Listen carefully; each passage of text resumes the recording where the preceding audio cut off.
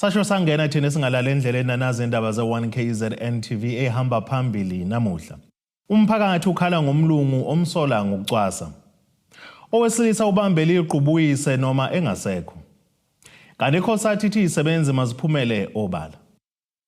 Ninabentule bande ngodonga kwela kwethu kaNongoma indaba ze1KZN TV zifunda uphilano kaCebekhulu siyakhuleka.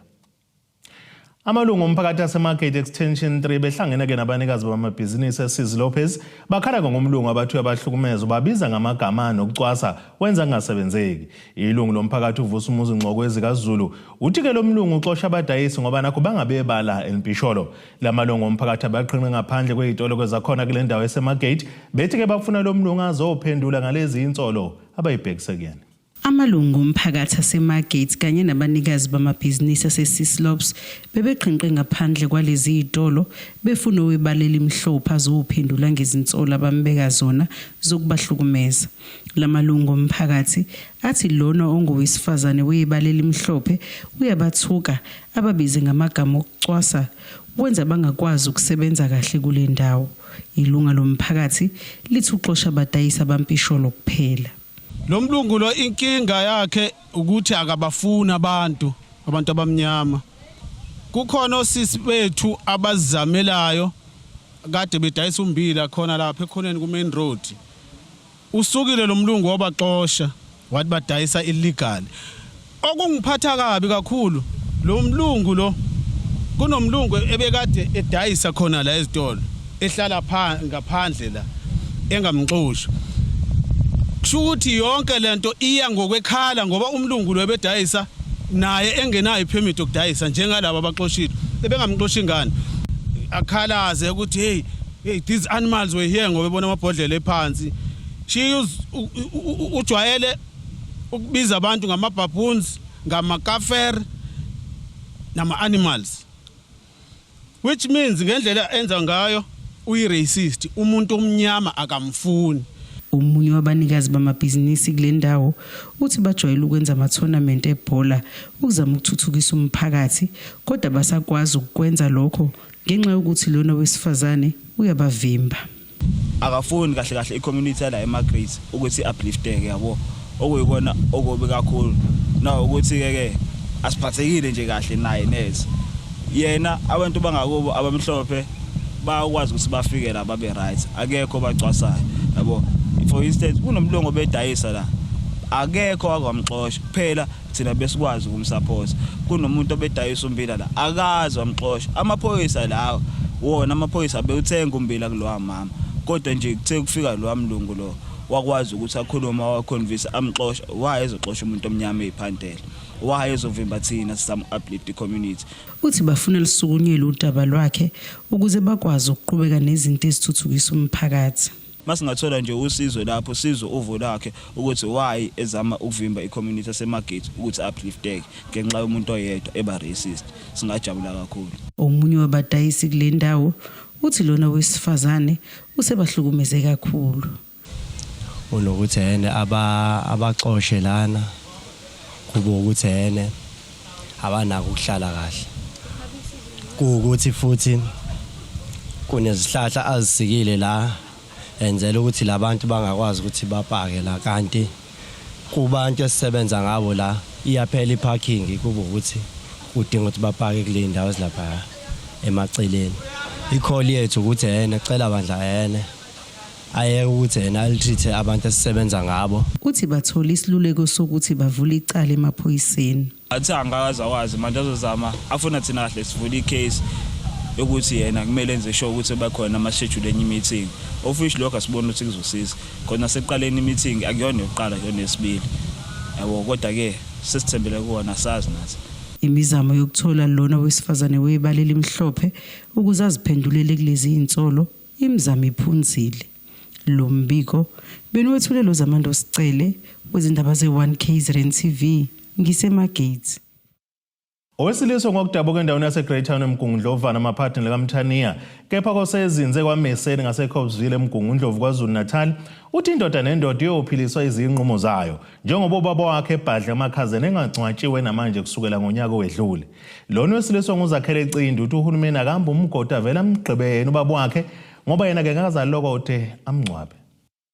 Owesilisa oshonelwe ngibaba omzalayo uthi inzoka ayikeyi indaba yabo ngoba kazange bakhulise kuthe uma sebekhulile sebemnxenxa ukuba asondele bezokwakha akangafuna kunaloko wabafakela ngamaphoyisa. Ngine-poaching order isho ukuthi ubaba ngasondela eduze kwakhe njengoba ashonile ke nje manje sekufanele ukuthi ngimngcwabe.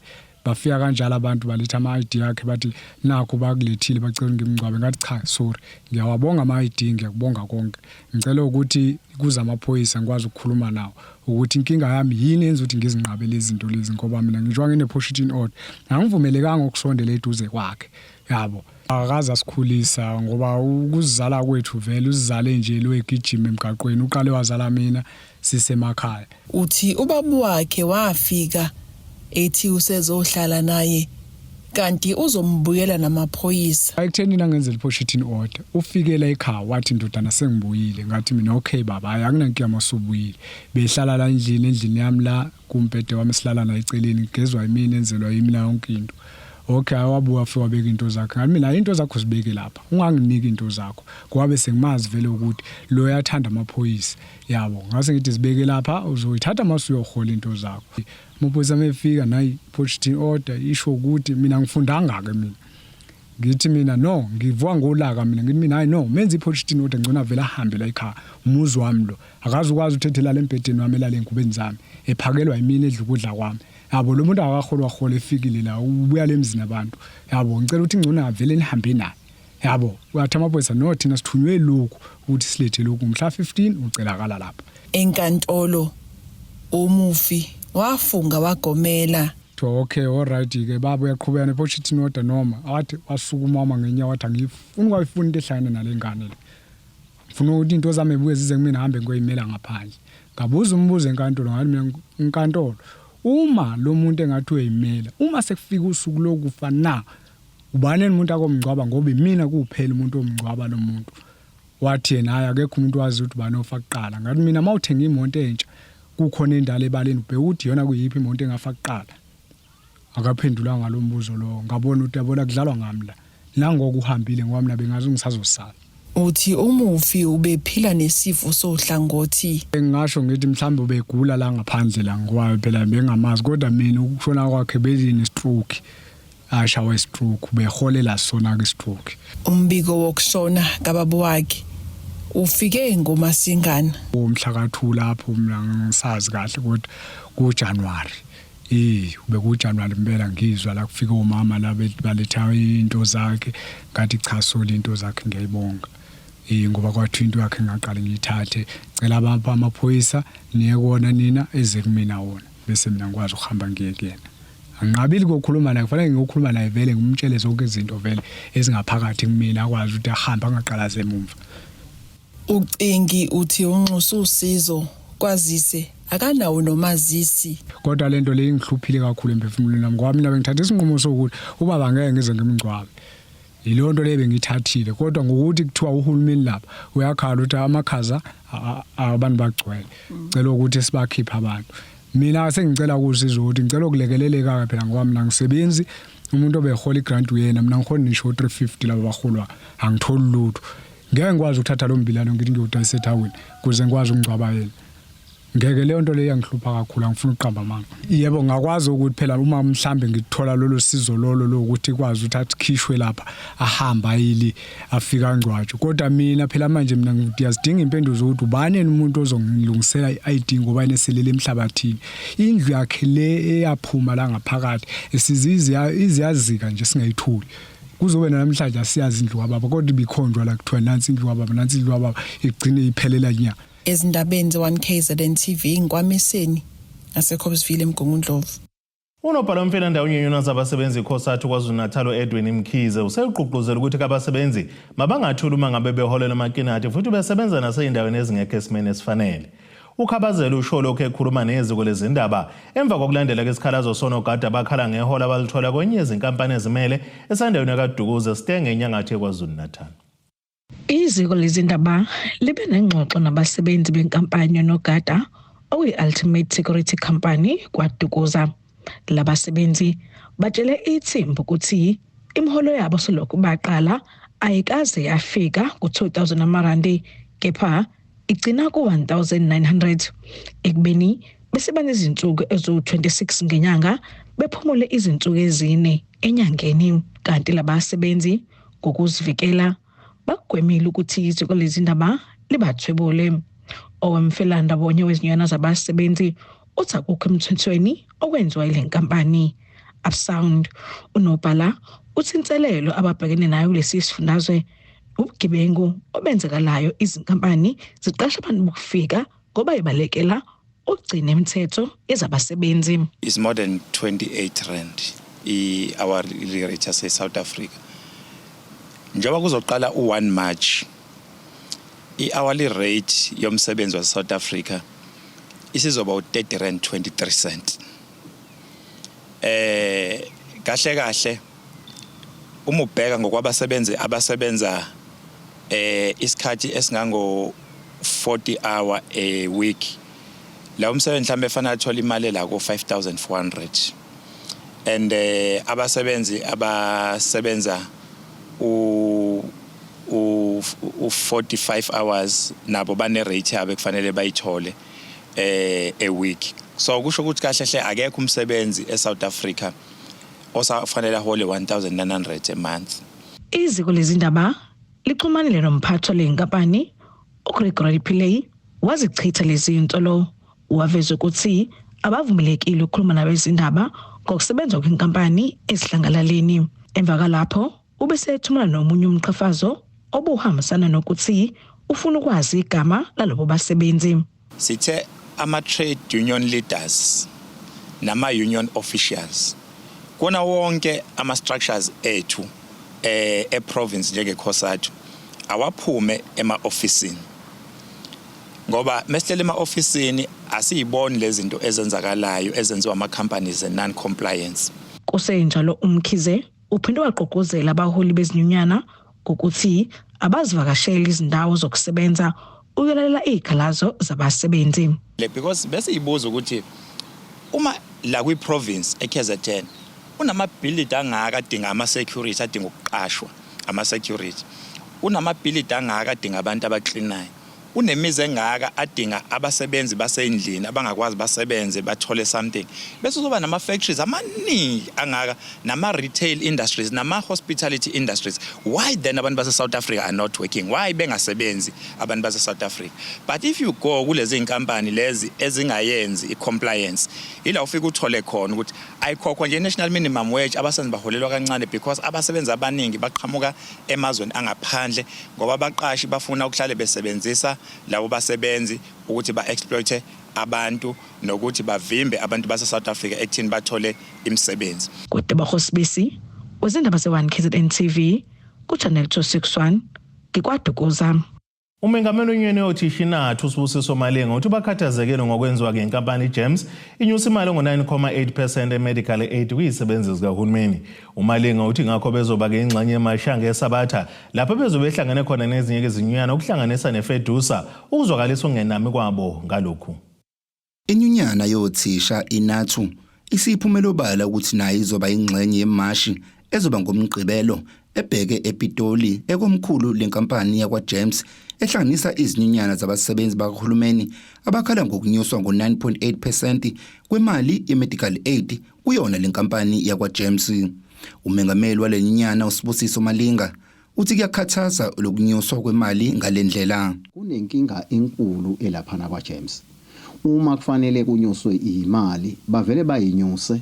Nawo makuthiwa kuyahlangana nabo kwa-PSCBC kukhulunywa ngalezi zinto, uthola ukuthi abayigqiziqakala iziphakamiso zenyunyana. Ngakho-ke izinyunyana zonke kufaka nonathu lezo ezingaphansi kukaFedusa zihlele ukuthi kuleli sabathe siyakulo ziye lapha ehead office yakhe uJames esePretoria ukuba ziyomasha.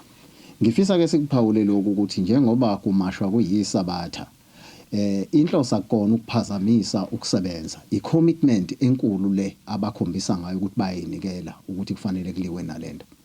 Ngoba asikwazi ukuthi kufanele sihlale sigoqe izandla ufice ukuthi i-medical aid yethu ku-James inyuka ngo-9.8%. uMalinga uthi bazoba ingxenye yemashi kodwa futhi bazoqhubeka necala balifake enkantolo eminyakeni eyishumi edlule nokulindeleka ukuthi ngenyanga kaApril libuyele enkantolo. Sisebenze noFedusa kule mashi ekhona Saturday. Sizobe siyingxenye yayo njengoNATU. Kodwa sizobe singayekile ukuthi ngoApril sihambe siye court siyopresent icase yethu. Asifuni abantu basijaje noma bathini. I-court ezosho ukuthi uNATU wawu right yini ukuthi uye court ngaleso sikhathi njengoba usuku sesilitholile. I-court ezosho ukuthi sasi wrong yini. We are prepared ngoba akufanele thina njengenyunyana sigcine sithi sibhekela amalungu ethu kuphela. Kufanele ukuthi nabanye uma silwina ecourt loludaba kuzosiza ukuthi kuzobe kubenefithe wonke umuntu wase South Africa. Izinyunyana eziningi zabasebenzi bahulumeni zizokalisa ungahambisana lesiphakamiso sokunyusa kwalemali. Ngomgqibelo ulindele ukuthi izinyunyana zibhekise amabombo ezindlini zalenkampani ePitoli. Ezindabeni z1 KZN TV bikuthi abantu maphumulo eRichards Bay. Ake sithi shelele etolweni nabesilo siyabuya nezinye zeindaba.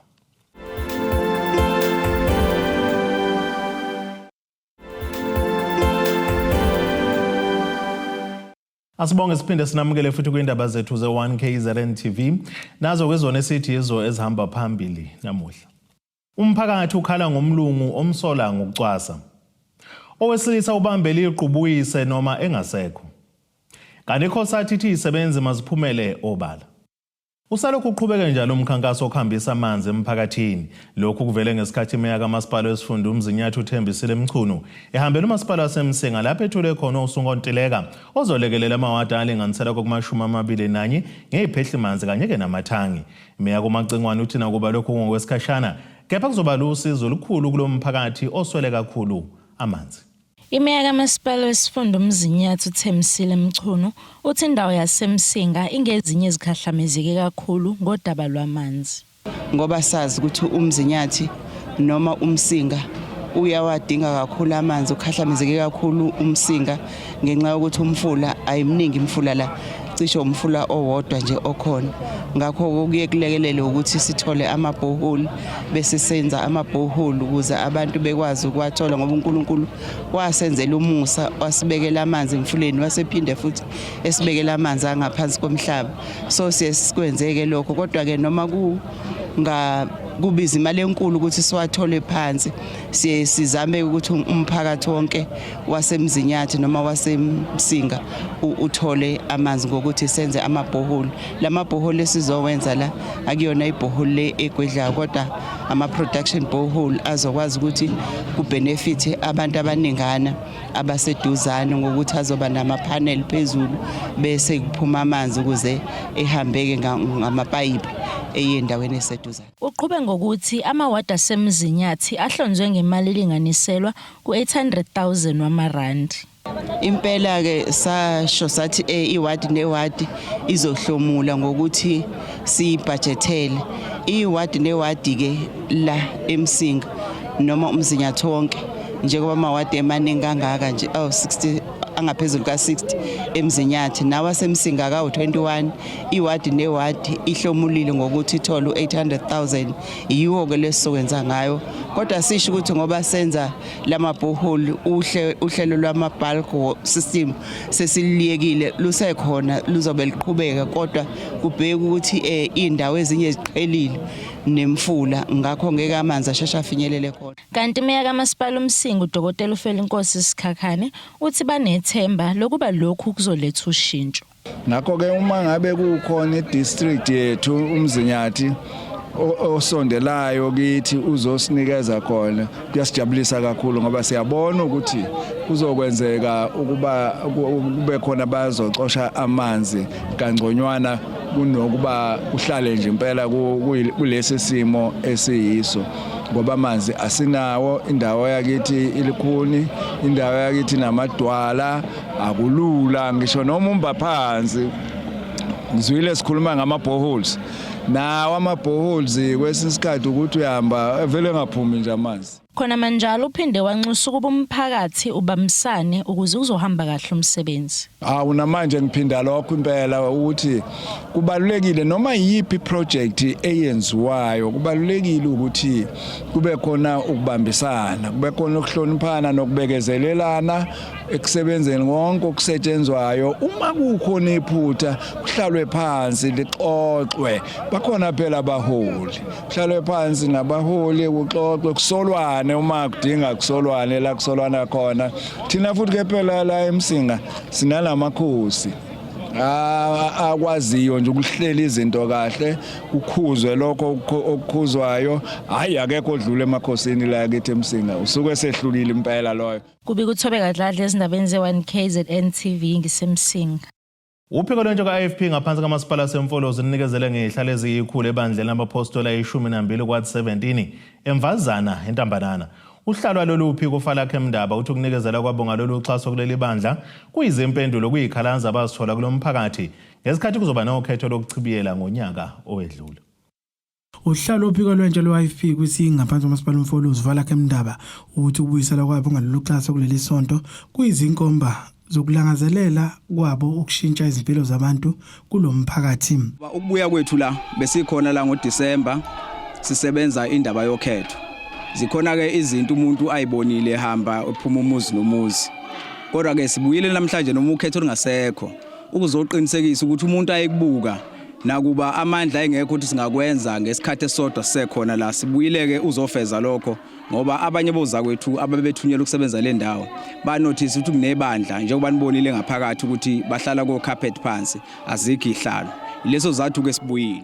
Uthi njengobuholi bophiko lwentsha kwi-AFP bazinqumela indlela eyisibopho sokuthi besize kumphakathi ngezidingo. Sayibekele ukuthi koza ukuthi sisebenza nabo uma kunomuntu onosuku lokuzalwa. Asiqinisekise ukuthi ukuzalwa kwethu asigubhi nemndeni yethu kuphela kodwa sinabele emphakathini. Ngoba namhlanje le program esize ngayo kuyona yokuqala kuye emphakathini kodwa lesize ngayo namhlanje eqondene noza kwethu uNtethelelo Mnqayi ekuyena obezalwa kulenyanga ngeviki edlule. Ukuthi ke ukugubha usuku lokuzalwa akube ukuthi akube khona esikwenzayo ukubuyisela emphakathini. Nengifisa ukudlulisa ukuthokoza okukhulu ukuthi koza kwethu ezinye zezinto esisuke siyibekele zona siyazenza. Sisazoqhubeka ke njenge youth brigade ukuthi makukhona ozalwayo kuzoba khona iprogram esisa noma kuphi emfolozi.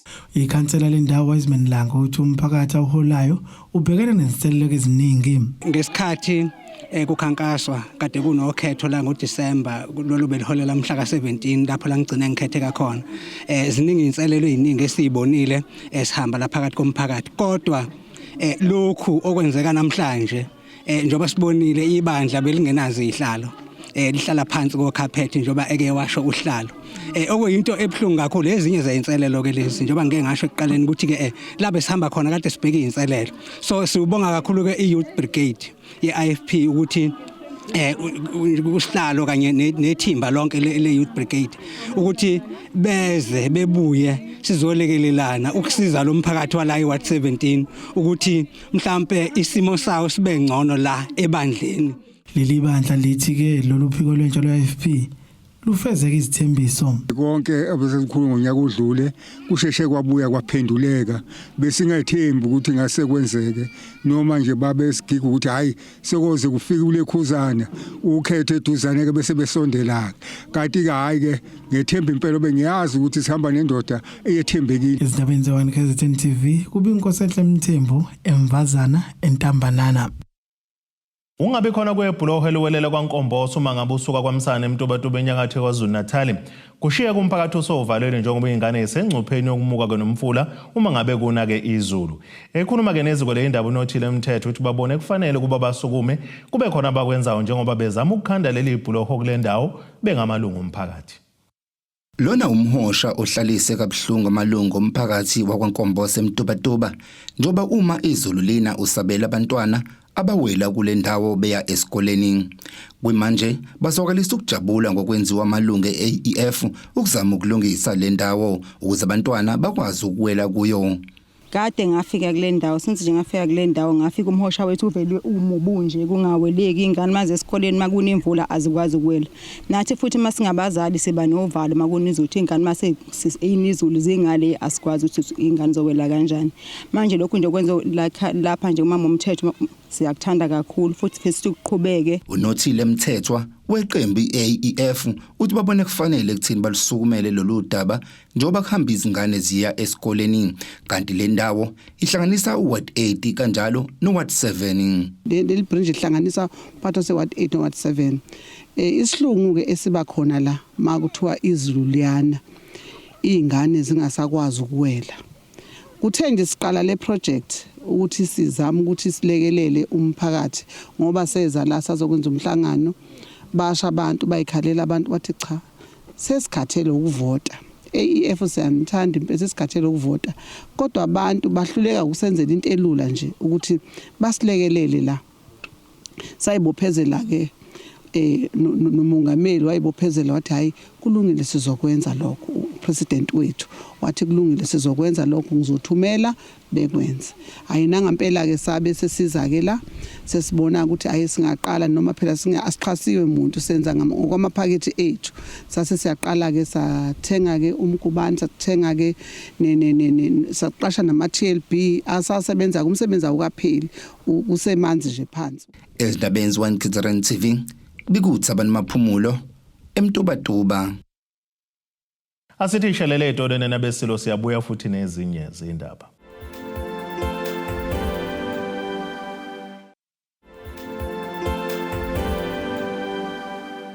Asibonge siphinde sinamukele futhi kwindaba zethu ze1 KZN TV nazo kwizona ehamba phambili namuhla.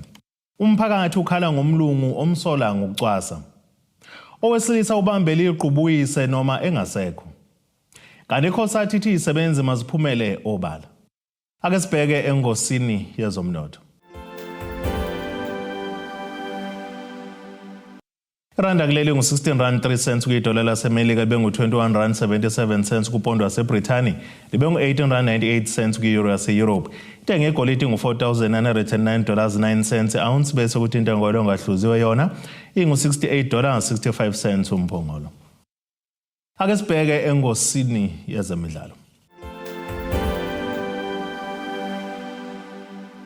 Kungase kakunyomfeke inhlalo zePremier Soccer League PSL kulandela ukuvela kweindaba zokuthi ke iMarumo Gallants ifakwe enkantolo ngoba yehlule ukumelana nezinye zezivumelwano ezayisayiniwe ngesikhathi ithenga iqembu lenyoni zaseDubai Morocco Swallows ngomasingana ka2024. Kuvela ukuthi akusenze ukuzatshwala iSwallows isinqamule lesi sivumelwano sokudayiselana neGallants uma ngabe leli qembu likaAbraham Selo lingakhokhi ngokusheshsha lokho elikweletayo. Njengoba lolu daba ke Selo senkantolo sokungezeka noma ngabe yini kwazisa uma ke inkantolo ivuna kwinyoni zaseDubai kuyobe kusho ukuthi iGallants kayisenalo igunya lokudlala esigabeni esikhulu sebhola laseNingizimu Afrika. Ngokwalezi ivumelwano kuthiwa ke iGallants yakho ku20 million amarandi okwakufanele uze ke uyisamba bese kulandela u10 million ozobhekana nje ngqo neindleko zentela kanti omunye ku10 million kwakuzoba ngokukhokhela zonke indleko ezithinta ke izinkontileka zabadlali kanjalo ke nezabasebenzi. Kuthiwa ke iSwallows kayikaze ke iphinde ithole lutho ngaphandle nje kwalo 20 million okuqala owafika uyisamba ingakho ke sisikazi ukunqamula isivumelwano sayo neGallants. Ake sibheke nasisimo sezulu esingalindeleka.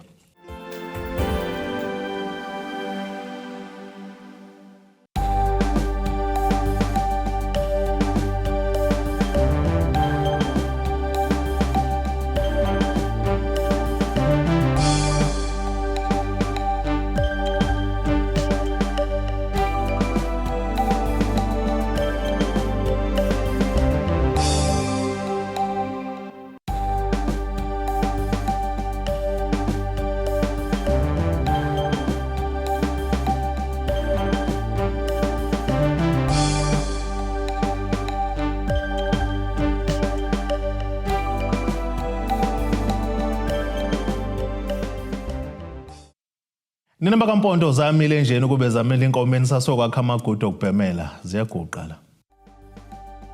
Abethuli bethu bezindaba baxhaswe iTulis Bayview Bridal. Ungabashayela kulezi zinombolo ezivelile.